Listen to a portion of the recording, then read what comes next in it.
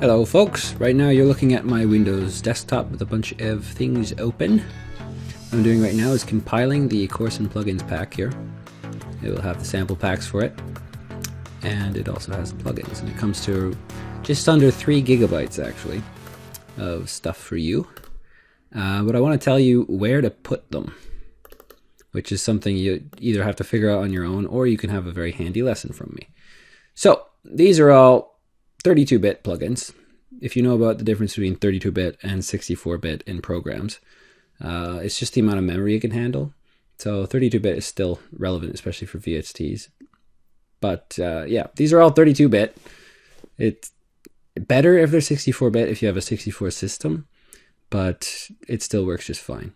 So what you have to do for 32-bit plugins, and it even finds 64-bit plugins in this folder, but you go to Program Files, and then you got to go to Steinberg VST plugins.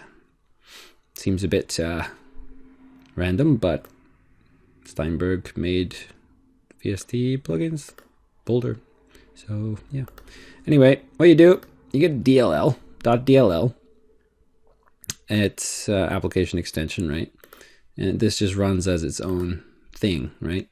Some of them need a picture to be with them. This is the interface for Dillset. But others, most can just kind of be plopped in. They have a picture contained within the code. So what you do is you just click and drag into here. But there's another place too. You can either put it in VST plugins here, or there's another folder here, Steinberg VST plugins, 64-bit plugins. And these usually contain like first-party sort of software, like iZotope things and FL Studio, whatever, like in-house VSTs. In-house VSTs or purchase VSTs often automatically install into folders like VST plugins in 64-bit program files or in 32-bit program files. That's what x86 means. x86 is like the instruction code name. It just means 32-bit. And then if it doesn't have that and you're on a 64-bit system, that is 64-bit. If you're on a 32-bit system, you won't have this x86 there. In fact, you'll only have one program files folder. So that's how you can definitively tell if you're on 64-bit or 32-bit. But in the end, it doesn't really matter. And if you're using mostly 32-bit plugins, you should probably run the 32-bit mode even if you're on a 64-bit system. In a perfect world, everything would be 64-bit because 32-bit systems can only use up to 4 gigabytes of RAM, but actually maybe even less. But 64 gigabyte programs can use a lot, something like 32,000 gigabytes of RAM, which I don't know if we're going to ever reach that level of RAM needed. Well, maybe someday, 100 years later, but definitely future-proof for sure. But that aside, that's that. I'm sure some people didn't know about that. But yes, Steinberg VST plugins is the easiest place to put it.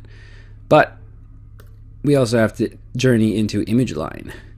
So ImageLine in 32-bit is just going to be FL Studio 11. And I just have all the other stuff I have. I used to use FL Studio 11 mainly. And then until FL Studio 12 came out. And that is in the 64-bit program files. But if you just installed FL Studio for the first time and it's 12, and you're on a 32-bit, and there's only one, then it's going to be in 32-bit, underneath ImageLine, which is the company. Click that. Got FL Studio 12.1 here. And you got the other folders you can just ignore. Double click. And this is why, like, there should be like a guide when you first start up the program because it's quite complicated. But yeah, you get into here, then you go to plugins and then VST. So VSTs is where all the plugins go. I just put them in Steinberg, and I actually had to take them out of here in order to fix the problem I had for a little bit. But you just click and drag that into here, and then FL Studio 12 can find it. As for sample packs, you got to go into Data, Patches, Packs. What you have to do is drop a folder into here. So if you have a folder over here, let's say this is the folder. Oops. Say this is the folder. Then you just drop it in here, and it will instantly appear within the program for you to use. So if you open this up, you got these. Each of these play a sound. See? I like this one because it has just a bunch of weird sounds that always kind of enhance songs. Just like that, right? So that's what these all are. They're just WAV files, which are uncompressed audio. And they're things you can just click and drag into your project. So that's what packs are. But always refer back to this. Remember, it's data, patches, packs. But what if you want to find your programs? Like your projects, I mean. This is the default folder here. Right underneath patches in data, you got project. And projects is where all your stuff is. So I always give things weird names. And you can go ahead and do that too if you want. But when you export things, they tend to default to here. I like to put them in different folders, but it always defaults to projects. And the first time I ever used FL Studio, I remember I didn't know where this was, you know. It's not in any sort of easy place. Like I'd expect a company like this to put it in my documents or something, but it doesn't create any folder there. You actually got to go into the system and then find it here. So these are where the projects are. Once you know where that is, you can find them easily anytime. But if you double click one of these, it will open up the project in FL Studio, right? And yeah, you can create any folders you like. Just keep it organized, I guess. Or not, whatever you feel comfortable with. Like I'm not too comfortable with too much organization. I like it to be a little bit messy. Just keeps the creativity flowing. But yeah, that's what you do with these. Just anything that's in the plugins pack should be here. I cleaned it up. I'm going to put it in a zip folder to make it smaller. Anything that's in there, unzip them. By that you just double click as long as you have WinRAR. But these are all zip files, and most programs just automatically deal with zip files, right? So most operating systems, I mean, like Mac and Windows both have their own unzipping utility. Just not unRARing. This is WinRAR. Oops. So that's that, pretty much. Those are plugins. And now you know how to install them. But, how do you use them once you're in the software? So let's open up FL Studio 12. Yes, run it on this computer, please. Let's open it up and let me give you a gander. Usually they'd be in this plugin database, right? And they are, I guess.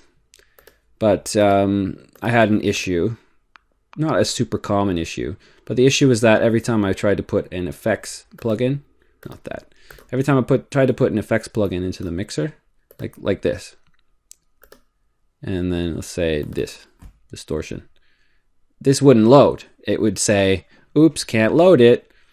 You put it in the channel mixer, and it would put it here. And I obviously didn't. There's no rhyme or reason why it would do that, but computers, you know, they do that.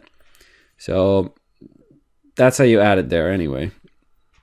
That was my problem, so I had to delete plugin database in my file system, and now I have to restructure it. But for now, I just have a big list. But yeah, in this list, after you've scanned for them, you'll find them, and you'll find the brand as well. And this is Variety of Sound, which makes all my very favorite free plugins.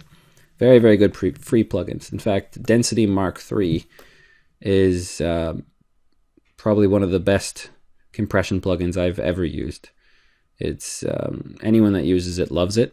It's used on a lot of very, very major productions to make the sound very big and then glued together and strong, you know. So you ever listen to a song and it just sounds like everything's just so big. Like you hear a drum and it's not just in one little space, it's big, you know? I don't know how to explain it. It's just big. This has presets and the ability to make things sound really, really big. And that is obviously a really, really big plus for any type of modern music, or any music in general. So Density Mark III, very good. So, but how you get these all in here is you got to go to Manage Plugins. So you can get through there in different ways. You can go into File Settings, I believe. Yep, File Settings, Manage Plugins. This will just give you information about it. It's a good read. And then you get this big thing. And before you actually start scan and verify plugins, you're not really going to see anything special here. You're not going to know what you're seeing, right? And your program is not going to know about any new plugins. It's just not going to know, right? So what you got to do, I always leave this open, rescan previously verified plugins just in case there's any issues. It'll rescan anything and resort them, right?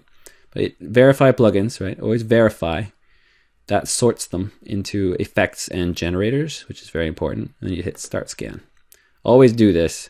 It will scroll through all the folders you have set up to find things, right? When I was trying to fix the problem, I put this. I decided to make it look into the plugin database, right? Plugin database doesn't actually hold the plugins though. It holds shortcuts to the plugins, and that was the root of the problem. So I had to just delete it. So anyway, that's why that's there. If it's blue, it means you added it. So yep, this is all the folders it checks for different types of VSTs and stuff. It verifies them. It's like scans them and can tell what they actually are, who made them, you know, how many bits there are. These are 64, these are 32, right? And then it tells them if there's a synth or an effect, a generator or effect. And after you've done that, close that up, say okay, close that up, and you can just add whatever you want anywhere. So here, if you had my same problem, you just have this. And yeah, find the one you need. These are all my synthesizers, and then the effects would be over here. Totally different set of things. Now, if you never had the problem, when you open this up, like let's say replace, you won't have more plugins. You'll have a big menu here that's all based on the plugin database with different categories and everything. And I really hope that it works perfectly fine for you, and it probably will. But if people have enough of a problem, you just gotta find your plugin database here. So I'll go over how to fix this problem now.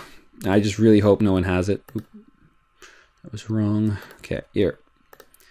So it should be in, I think it was in system. I think. It's because I deleted it, right? I had to get rid of it. So it's not in VST, it's not in any of these. It's in one of these folders. Trust me, it is. Maybe patches something, because it's not here anymore for me. Because I just, oh, here it is. Yeah, it regenerated it. There's plugin database. If you have any issues with effects plugins being loaded instantly into channels, right click, delete. Seems a bit weird, but you just have to right click and delete. All the plugin things I showed you there will work just fine. You'll just get a different menu. It will cause some problems because you don't have, like, you can't eliminate plugins that you add. There might be a way, but not easy anyway. So I'd say find a way to restructure it once you're done.